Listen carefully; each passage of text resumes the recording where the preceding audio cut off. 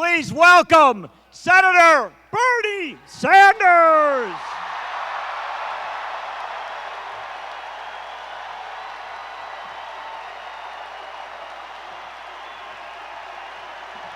Thank you. Whoa.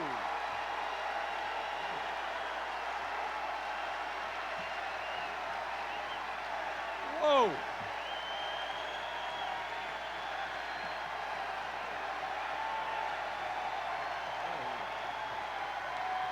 Whoa.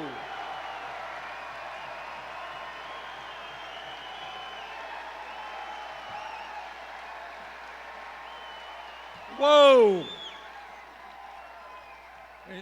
In case you haven't noticed, there are a lot of people here.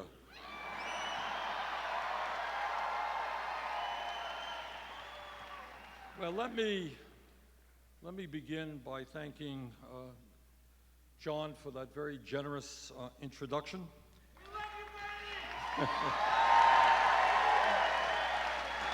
And let me thank my dear friends Ed and Betty Garvey for all the work they've done for Wisconsin and this country for so many years.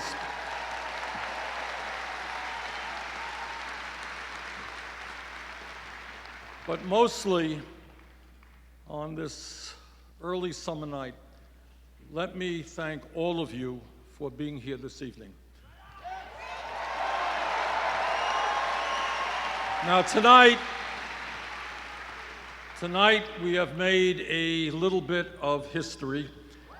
You may know that there are some 25 candidates running for President of the United States. But tonight, we have more people at a meeting for a candidate for President of the United States than any other candidate has had in 2016. Thank you.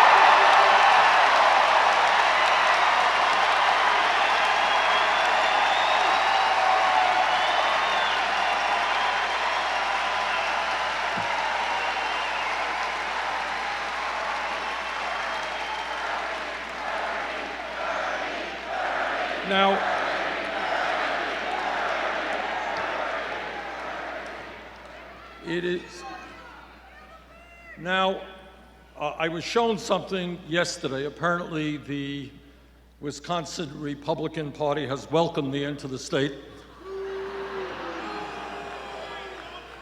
with a billboard, and the billboard indicated that I was an extremist. So let me just say a few words to my friends in the Republican Party about extremism.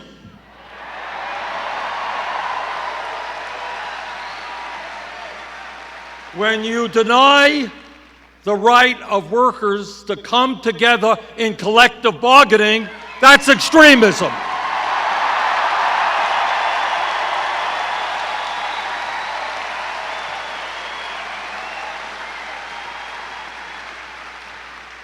When you tell a woman that she cannot control her own body, that's extremism.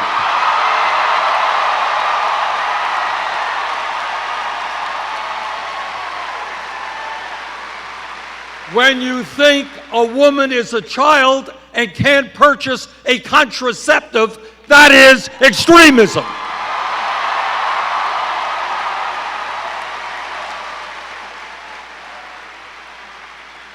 When you give tax breaks to billionaires and refuse to raise the minimum wage, that's extremism.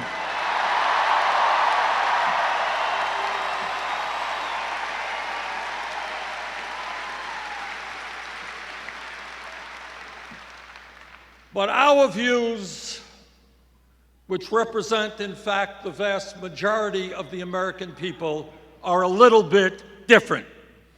We believe that the time has come when people in Wisconsin, Vermont, and all over this country create a political movement which says to the billionaire class, you can't have it all.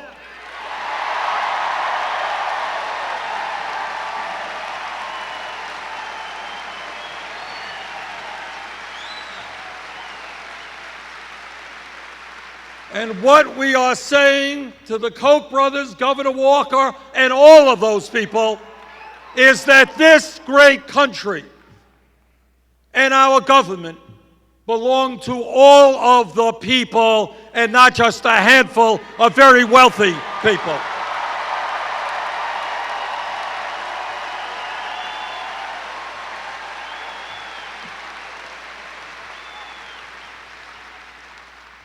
Now, the truth of the matter is that politics in a democratic society should not be complicated.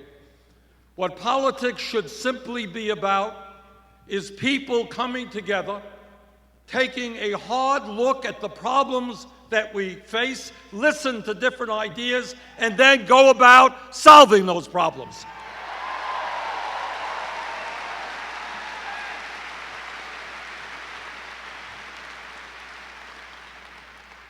Despite what the media may think, politics is not a baseball game with polls. Politics is not a soap opera.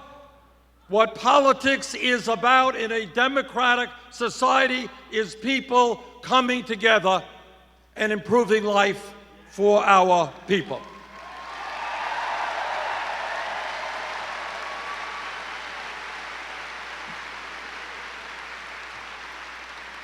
And today I want to touch on some of the major issues that are facing our people and talk to you about some ideas as to how we can address those problems.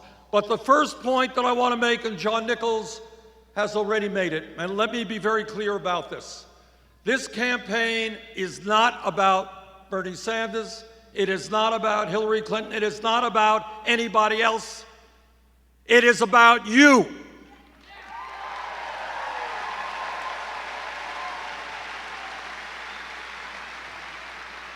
It is about putting together a grassroots movement of millions and millions of people who stand together and make it clear that we need fundamental changes in the economics and politics of this country so the government works for all of us and not a handful of wealthy campaign contributors.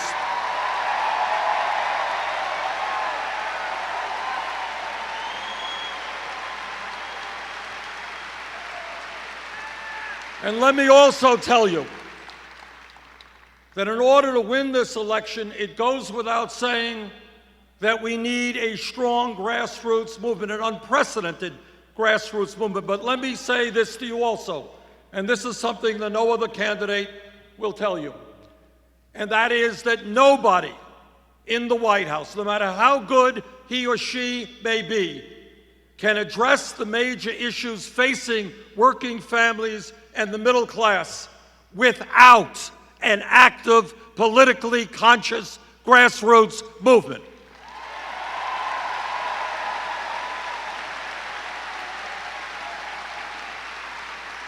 And the reason for that is not complicated. It is that the big money interests, Wall Street, corporate America, all of these guys have so much power that no president can defeat them unless there is an organized grassroots movement making them an offer they can't refuse.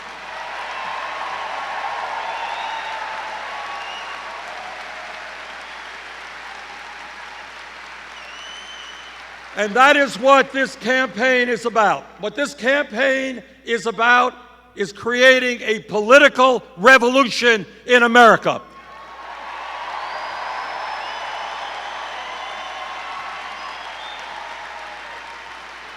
A revolution which takes on the greed of Wall Street and corporate America. A revolution which takes on the reality that the Republican Party is essentially owned by big money interests, and too many Democrats are owned by big money interests.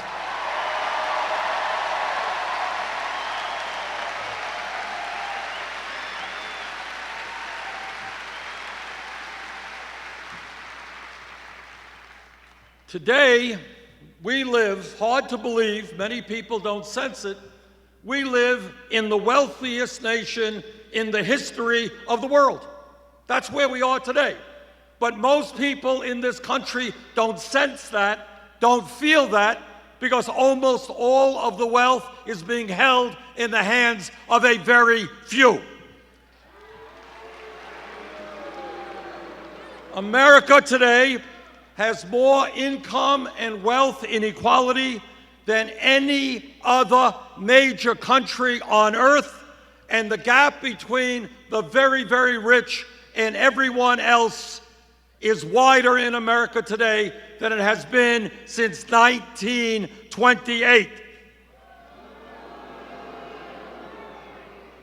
The issue of wealth and income inequality, to my mind, is the great moral issue of our time.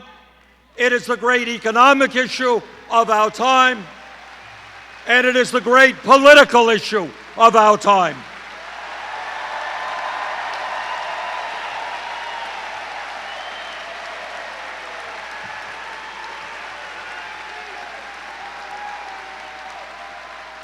Let me be as clear as I can be. There is something profoundly wrong when today the top 1/10 of 1% own almost as much wealth as the bottom 90%. There is something profoundly wrong when today 58% of all new income is going to the top 1%. There is something profoundly wrong when in recent years we have seen a proliferation of millionaires and billionaires at the same exact time as millions of Americans are working longer hours for lower wages, and we have by far the highest rate of childhood poverty of any major industrialized country. There is something profoundly wrong when one family, the Walton family of Walmart, owns more wealth than the bottom 130 million Americans. This grotesque level of inequality is immoral, it is bad economics, it is unsustainable, and it is not what the United States of America is supposed to be about.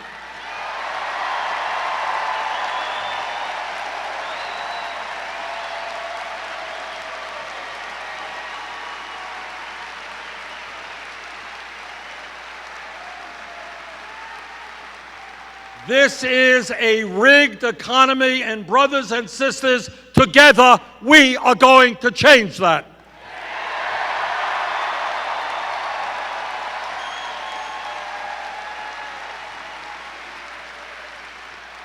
This campaign is sending a message loud and clear to the billionaire class, and that is, you can't get tax breaks when children in America go hungry.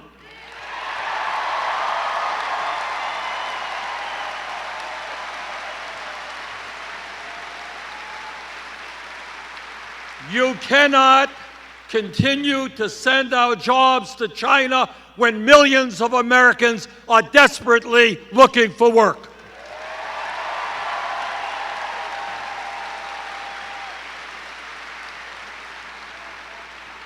You can't hide your profits in the Cayman Islands and in other tax havens while we have so many unmet needs in America. You're going to have to start paying.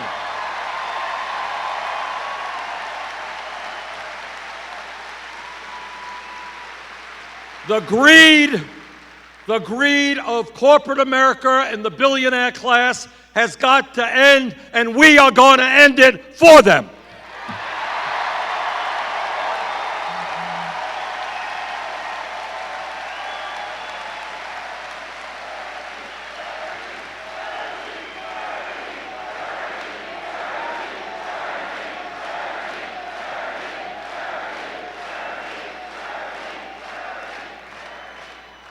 But the issue of our economy is not just income and wealth inequality.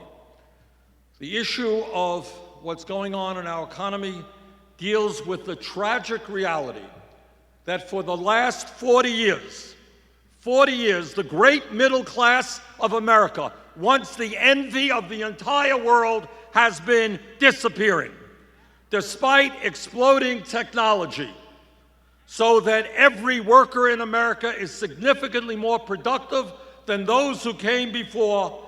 Median family income is almost $5,000 less today than it was in 1999. In my state of Vermont, and I'm sure that it is true here in Wisconsin, we have workers not working at one job, not working at two jobs, but sometimes working at 3 or 4 jobs at abysmally low wages in order to cobble together an income and some health care. That is not the American economy that we will accept.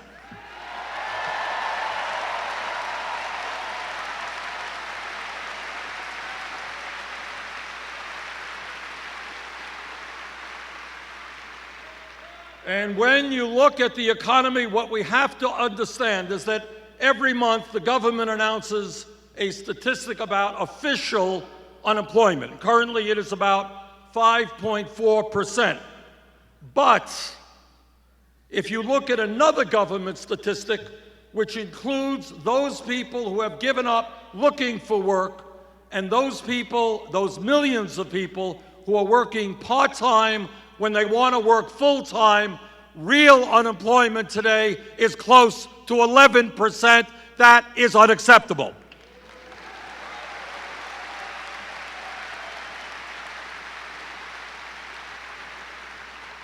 And let me touch on an issue that is widely ignored. Almost nobody talks about it. And that while real unemployment is close to 11%, youth unemployment has reached tragic proportions. Today in America, for those young people 17 to 20, those kids who have graduated high school or have dropped out of high school, if they are white, youth unemployment is 33%. If they are Hispanic, youth unemployment is 36%. If they are African American, youth unemployment is 51%. In my view, maybe, just maybe, it makes sense to create jobs and educational opportunities for these young people.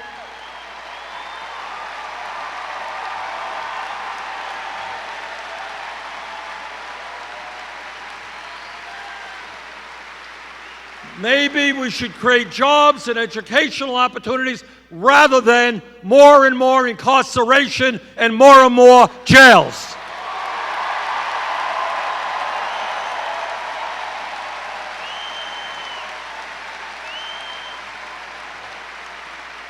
Today in America, shamefully, we have more people in jail than any other country on earth.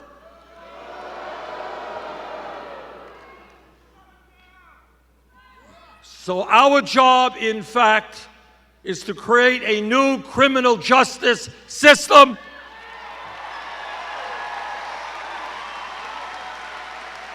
Our job is police department reform. Our job is to make sure that young African Americans can walk down the street without being abused or worse.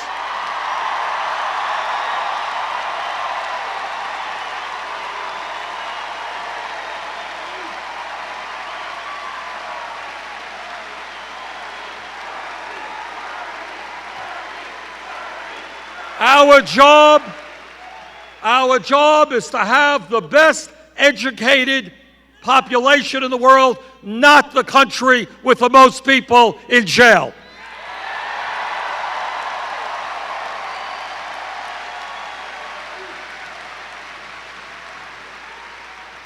And when we talk about the economy, it's not only the grotesque level of income and wealth inequality, it's not only the unacceptably high levels of unemployment. When we talk about the economy today, we have got to understand that tens of millions of Americans are working in wages which are totally inadequate.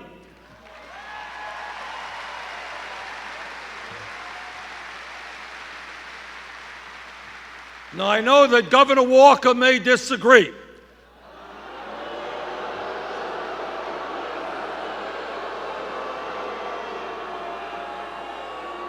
But to my mind, the federal minimum wage of $7.25 an hour is a starvation wage which must be raised.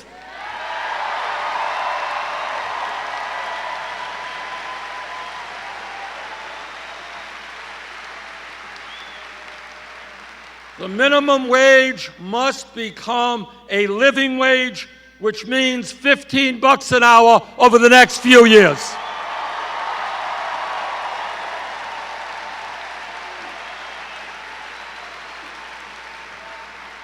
Now, I don't think it is a terribly radical idea to say that in America, if somebody works 40 hours a week, that person should not be living in poverty.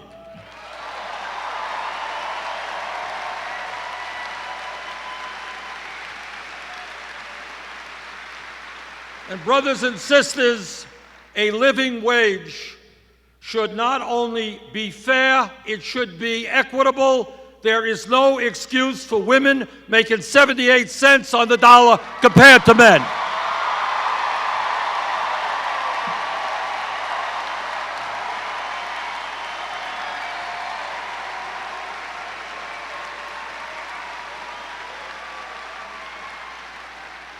And let me congratulate President Obama for doing something that is long overdue and making sure that millions of working people finally get time and a half when they're working 50 or 60 hours a week.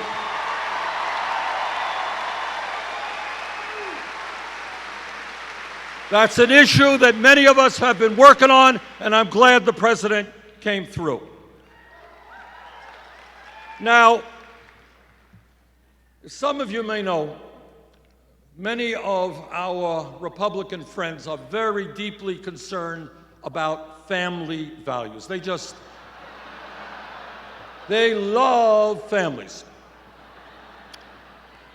And their view of family values is that women should not be able to control their own bodies.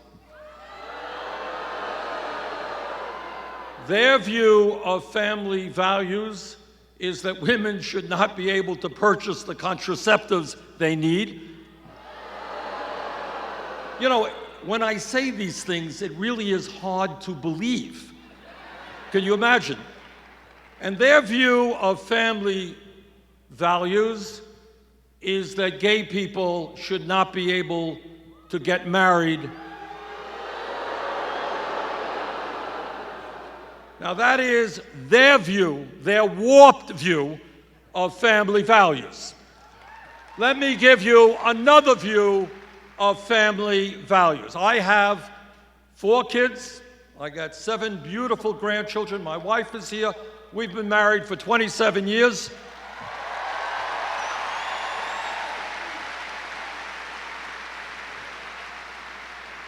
I believe, and you believe, in the importance of family.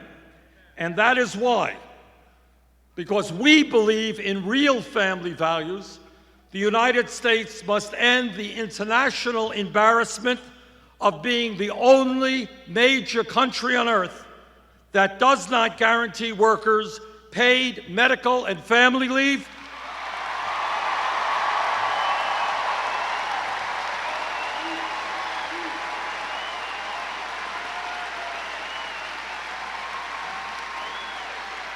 that does not guarantee workers paid sick time or paid vacation time.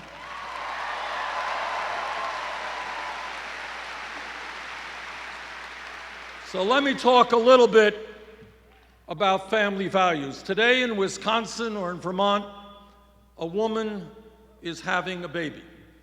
One of the most meaningful and important moments in her life. Father is standing right beside her. But because that family does not have a lot of money, that woman will be forced to go back to work in a week or 7 or 8 days. That is not a family value.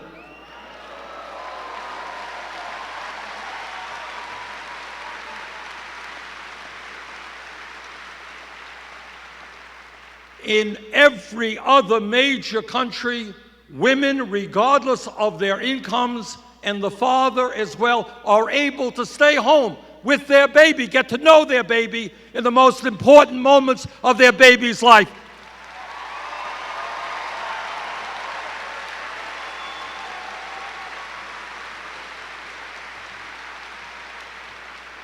That is a family value, and that is why I will fight for 12 weeks of paid family and medical leave.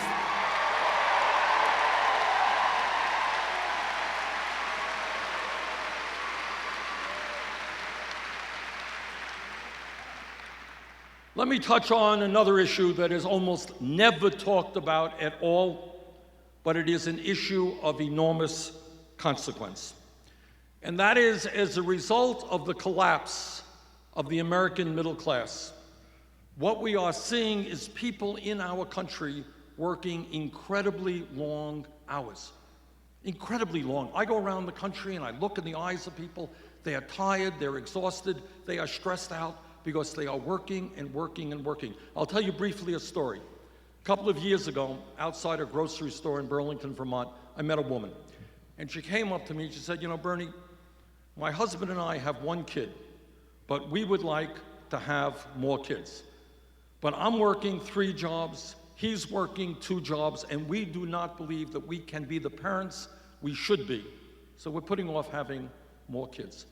That story is being told all over America. Today, the American people are working longer hours than the people of any other major country on earth. The Japanese are very hardworking people. We work 137 hours a year more than the Japanese. We work 260 more hours a year than the British, and we work almost 500 hours a year more than our good friends in France. What can we say about the French? Now here's the point, and I say this in order to put where we are today in a broader context. When we were kids in school and we read history textbooks, we saw pictures in those books of workers out on the streets demonstrating 100 years ago, 1910, 1912, 1914. And those workers held up these big banners and the signs. And you know what those signs said? They said, "We want a 40-hour work week." What they said is, we are not beasts of burden. We want time with our families. We want time for education. We need time for leisure. That was 100 years ago. Today, unbelievably, 85% of working men and 66% of working women work more than 40 hours a week. 100 years have come and gone, and we have lost ground. Now, at the very least, what the United States must do, and I will do as president, is to make sure that every family in this country gets at least 2 weeks off of paid vacation.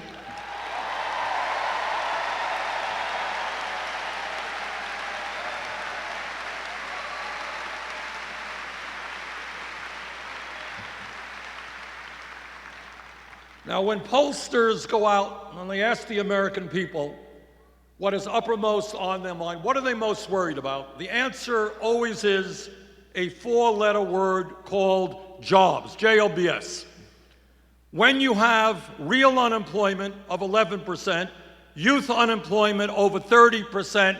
Now is the time for a federal jobs program to create millions of decent paying jobs.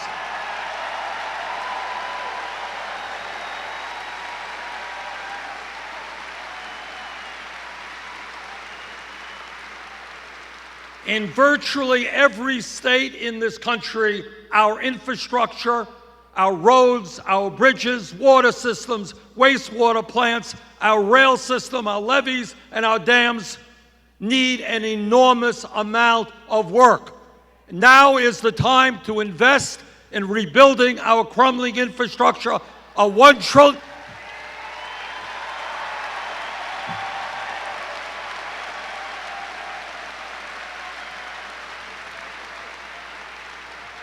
A $1 trillion investment will create and maintain some 13 million jobs, and that is exactly what I intend to do.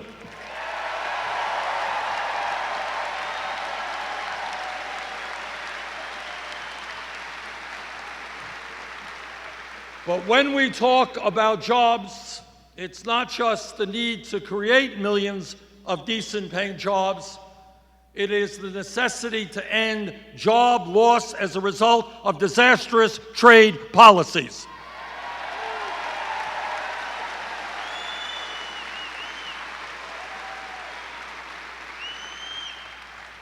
You are looking at a senator and former congressman who voted against NAFTA, against CAFTA, against permanent normal trade relations.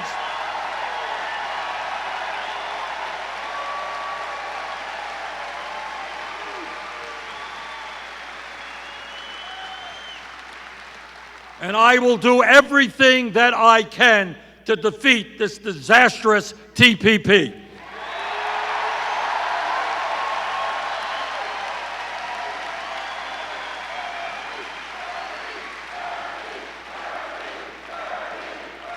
And when we talk about rebuilding the American middle class, we're talking about rebuilding the American trade union movement.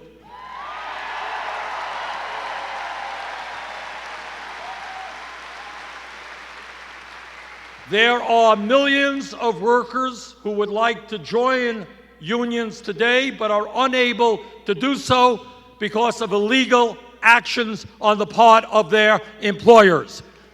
In my view, if 50% plus one of workers in a bargaining unit sign a card asking for a union, they should have that union.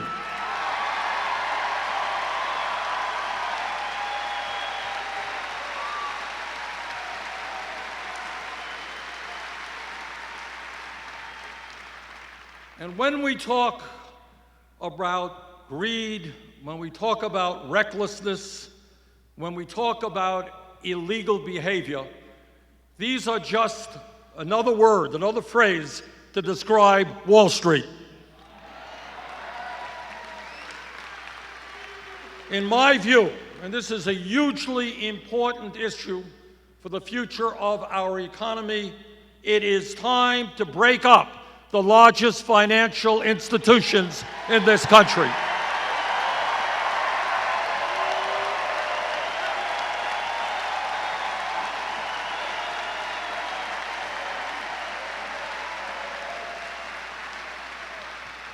Wall Street cannot continue to be an island unto itself, gambling trillions in risky financial instruments while expecting the public to bail it out.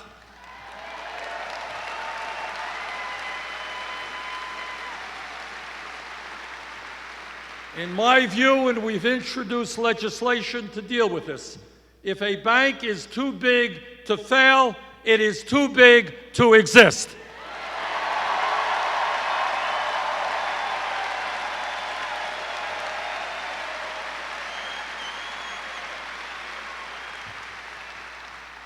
When we talk about issues of jobs or education or the environment or any other significant issue, they all are related to another issue which undermines everything else that's going on in America.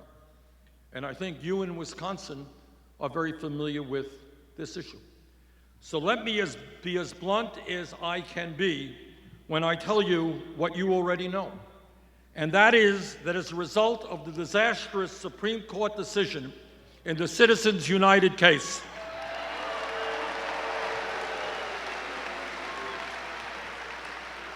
the American political system has been totally corrupted, and the foundations of American democracy are being undermined.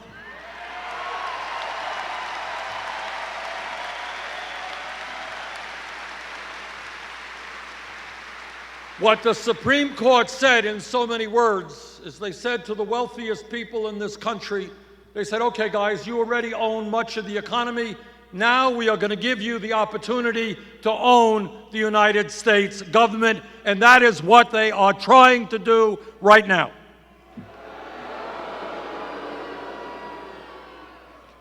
Let me be as clear as I can be, and that is that as President of the United States, I will not nominate any justice to the Supreme Court who has not made it crystal clear that he or she will vote and work to overturn this disastrous Citizens United decision.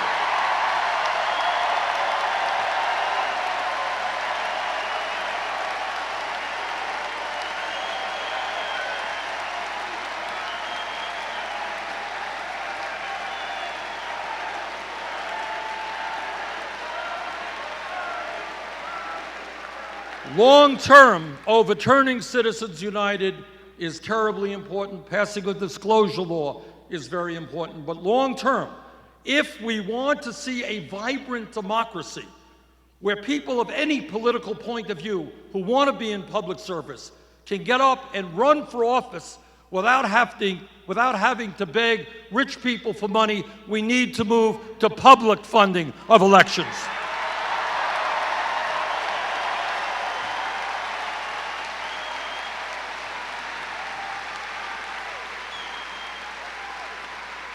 Let me give you an example. I'll give you an example of how bad the situation is today. According to media reports, which I think are accurate, the Koch brothers alone, second wealthiest family in America, a family that wants to eliminate Social Security, Medicare, Medicaid, public education, and virtually every piece of legislation passed since the 1930s which protect working families. This one family will be spending in this election cycle close to $1 billion.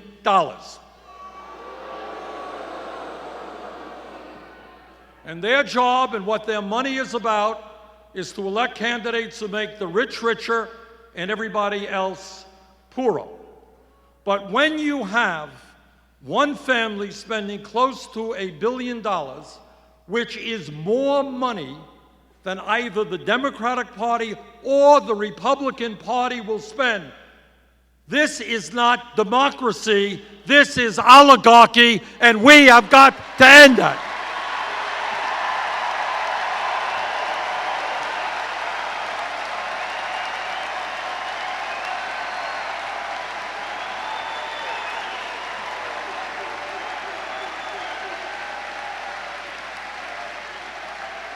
Let me also be clear that American democracy means one person, one vote. American democracy means that we try to have the highest voter turnout in the world. American democracy does not mean voter suppression or the gerrymandering of districts.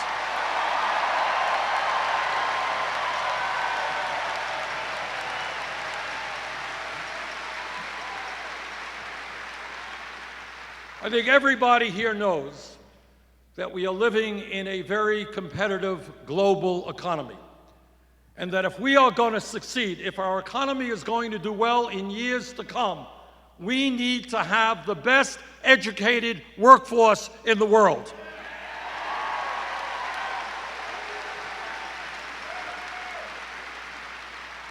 To my mind, it is basically insane, and I use that word advisedly, and counterproductive to the future of this country when we have today hundreds of thousands of bright, young, qualified people who want to get a higher education, they want to go to college, but they are locked out because their families don't have enough money.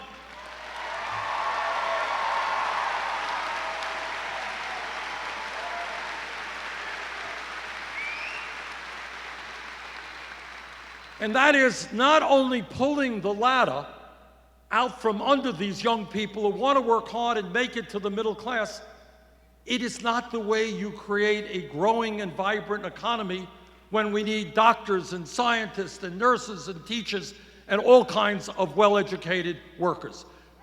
But the issue goes beyond the high cost of college and people not being able to get into college.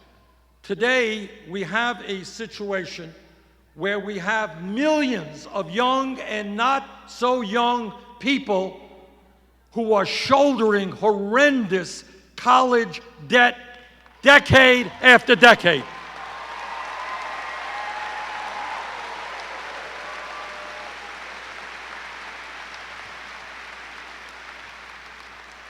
A year or so ago, I met with some folks, and there was a young woman there whose dream it had been to go to medical school and practice primary care for low-income people, exactly the kind of physicians that we need. And that's what she did. And as a result, she left school $300,000 in debt for the crime of going to medical school so she could work with low-income people. Then I thought that that was really quite extreme, and then I was in Iowa a couple of months ago, and I mentioned this fact, and a young woman came up to me after my remarks. She said, "Senator, I just graduated dental school, $400,000 in debt." Now that is why, and all over this country, young people, $50,000, $60,000 in debt. Talked to somebody recently spending 20% of her income paying back student debt. People can't get married, they can't have kids, can't buy a house because of the student debt. So we've introduced legislation which I will push through as president that does two things. Number one, it will make every public college and university in America tuition free.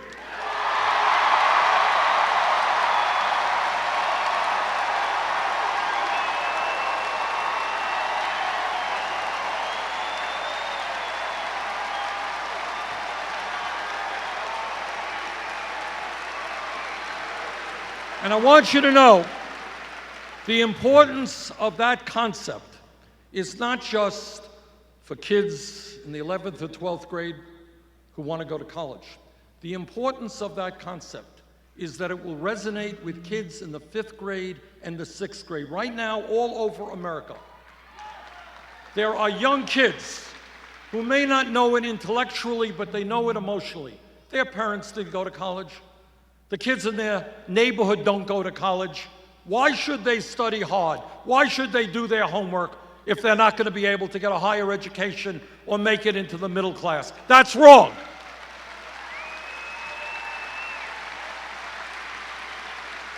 So we are saying to every kid in America, if you study hard, if you do your work, you will, in fact, be able to get all of the education you need, regardless of the income of your family.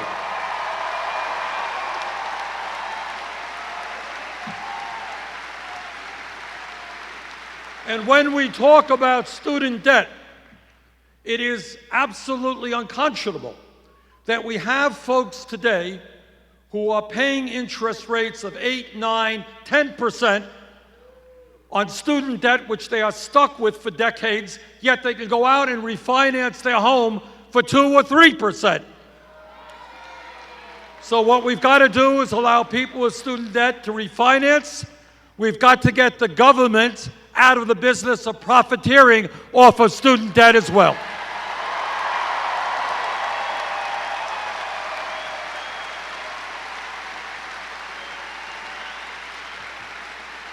And when we do that, we can cut student interest rates by more than half. Now, when we talk about the major issues facing not only our country, but the world, it is absolutely essential that we talk about our responsibilities as human beings, as adults, as parents, and understand that there is nothing more important than leaving this planet in a way that is habitable for our kids and our grandchildren.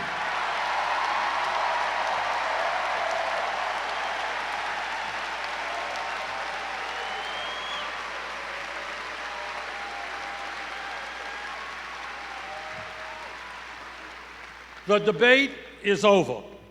The scientific community has spoken in a virtually unanimous voice. Climate change is real. Climate change is caused by human activity, and it is already causing devastating problems all over our country and all over the world.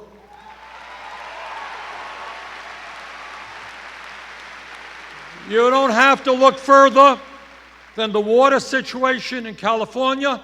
You don't have to look further than what's going on in Pakistan, where people are dying from an unprecedented heat wave.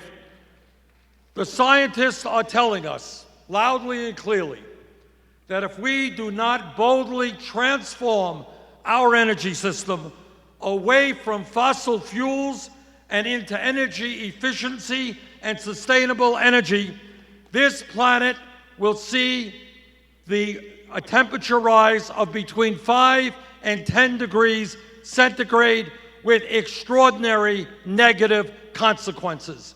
What that means is more drought, more floods, more extreme weather disturbances, more acidification of the ocean, more rising sea levels. And what the CIA and Department of Defense tell us is that when people around the world don't have food because the land that they are working on is no longer arable, when they do not have enough water, this causes international security issues where people fight each other for limited natural resources. As a nation, we can. As a nation, we must lead the entire world in transforming our energy system away from fossil fuel.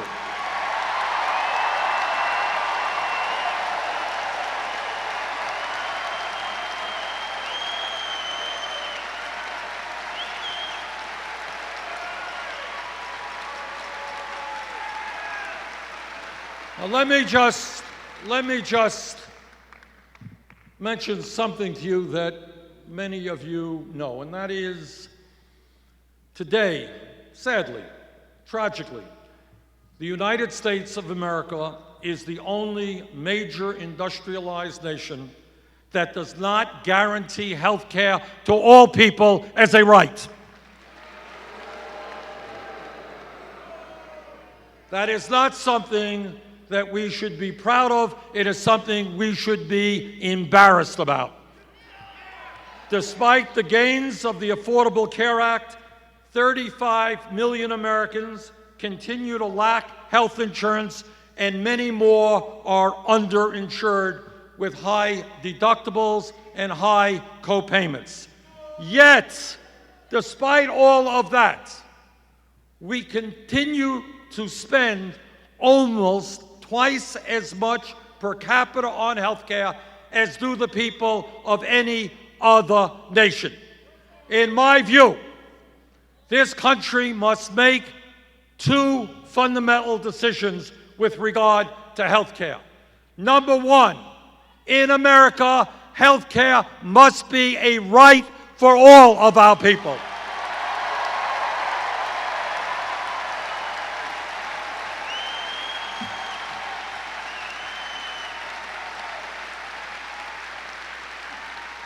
And the number two, if we are going to provide health care to all of our people in a cost-effective way, if we're going to take the burden of health care off the backs of small businesses, we need to move to a Medicare for all single-payer system.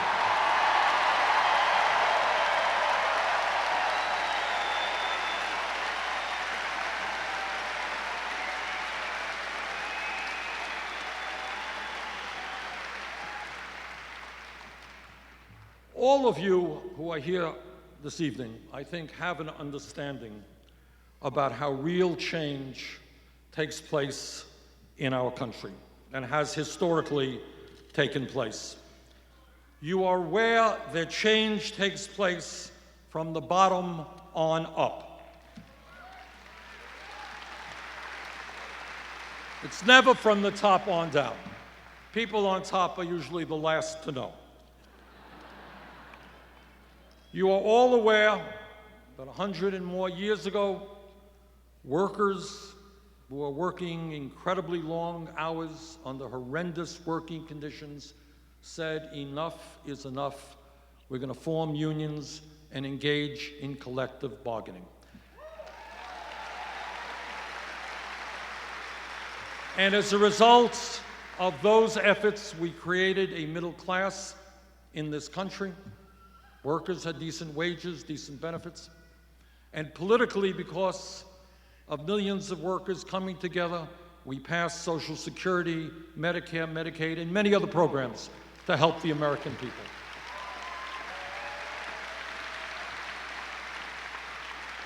Because people came together.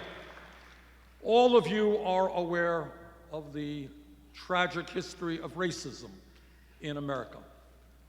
But for a very long time, African Americans and their white allies came together, and they struggled, and they stood up for justice, and they stood up to lynching, and they stood up to segregation, and they stood up to a situation where African Americans couldn't even vote in America.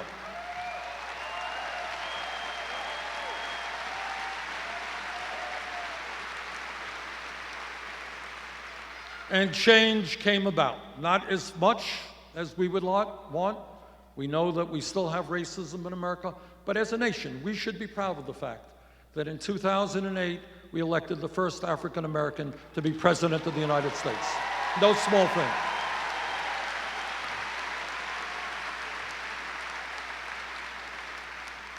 But so many people stood up and fought for civil rights. Didn't happen because of a few.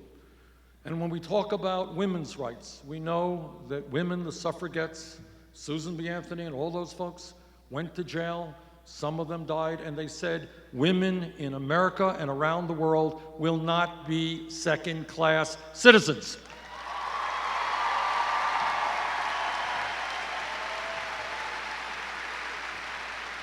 And that struggle continues to exist today. And then, in more recent history, we have seen gay people saying, we will not be discriminated against anymore.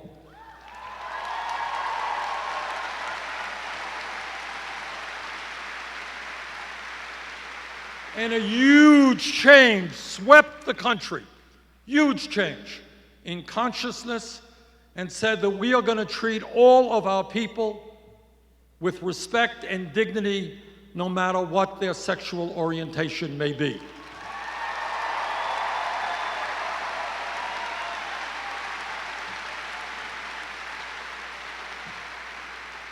And last week, a very conservative Supreme Court finally made gay marriage legal in 50 states.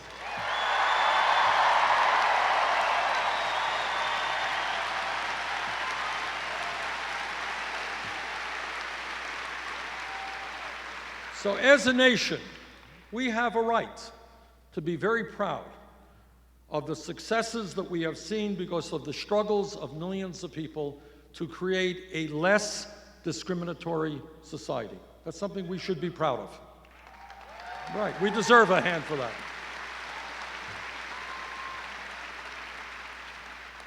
But there is one struggle in which not only have we not succeeded, but in which we are losing ground, and that is the fundamental struggle for economic justice.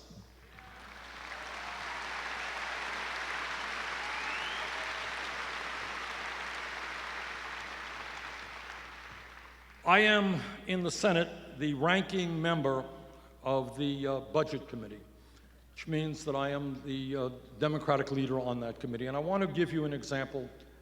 And I want to speak now not just to the people in this room, but to working class and middle class Republicans in the state of Wisconsin. Because I want you to know what many people do not know. I want you to know what your party, Republican Party, is doing in Washington, D.C. This is what the Republican budget did, and I know something about it because I am the ranking member of this committee. This is what it did. About 2 months ago, this legislation was passed. And this legislation sets the framework for what the appropriations committees will do later on. 35 million Americans have no health insurance. Only major country on earth without health care for all. Republicans decided to end the Affordable Care Act, cut Medicaid by over $400 billion, throw 27 million Americans off of health insurance.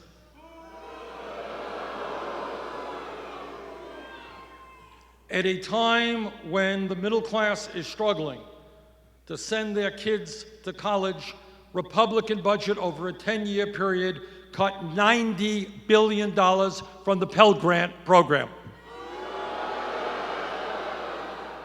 At a time when millions of Americans are working 40 or 50 hours a week and are not earning the income they need to adequately feed their family, the Republicans made massive cuts in nutrition programs for hungry people and for children, including the WIC program, which is designed to protect low-income, pregnant women and their newborn babies.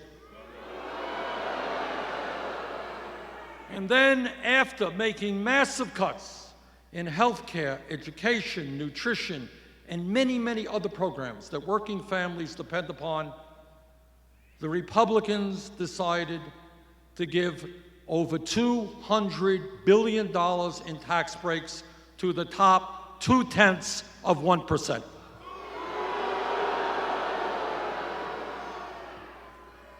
In my view,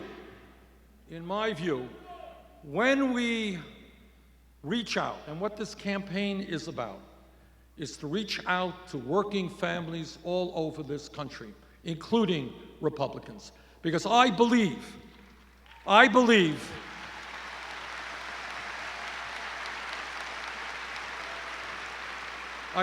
that the Koch brothers and the Republican leadership in Washington has gotten away with murder for too many years. What they have done is tried to divide our country up. Black versus white, native-born versus immigrant, gay versus straight. And what they have done is try to divide us. Our job is to bring people together around a progressive agenda that works for all of us.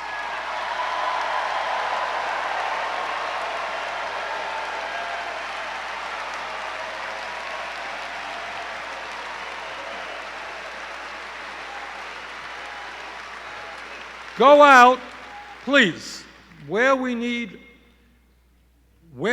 most help, not just in winning this election, but in transforming America, is to create a process by which people stop voting against their own best interest.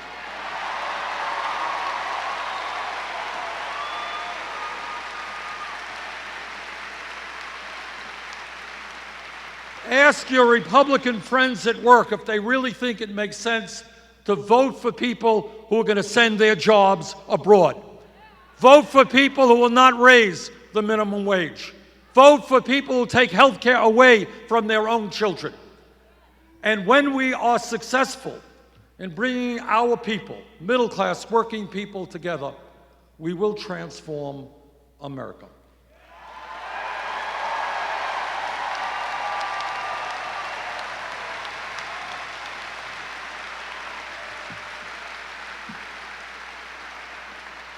Let me conclude by saying this.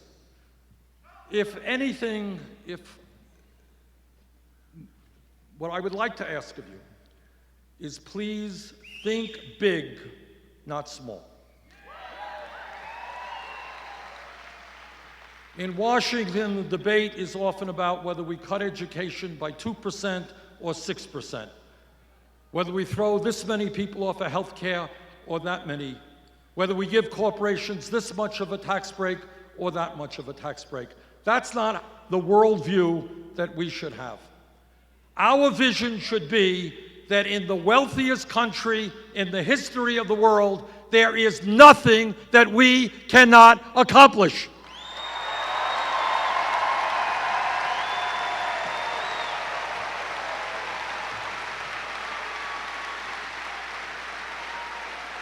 We can provide health care to every man, woman, and child as a right.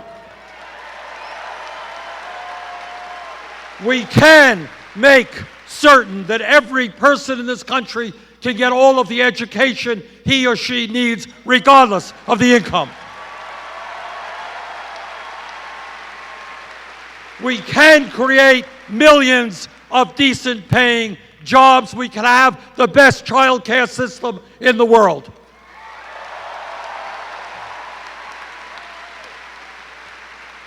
In the last 30 years, there has been a huge redistribution of wealth from the middle class and working families to the top 0.1%.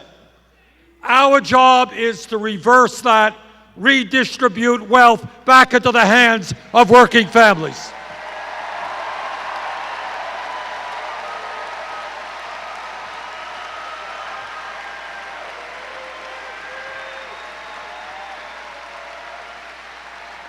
Now, in terms of this campaign, I am more than aware that my opponents will be able to outspend us. They have billionaire backers, they have super PACs, they have a lot of millionaire friends.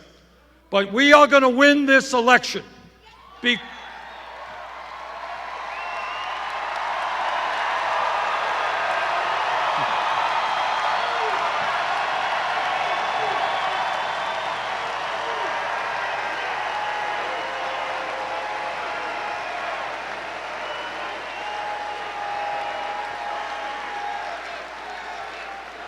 are going to win this election because if we do our job well, if we develop the grassroots national movement that I know we can, at the end of the day, they may have the money, but we have the people, and when the people stand together, we can win. Thank you all very much.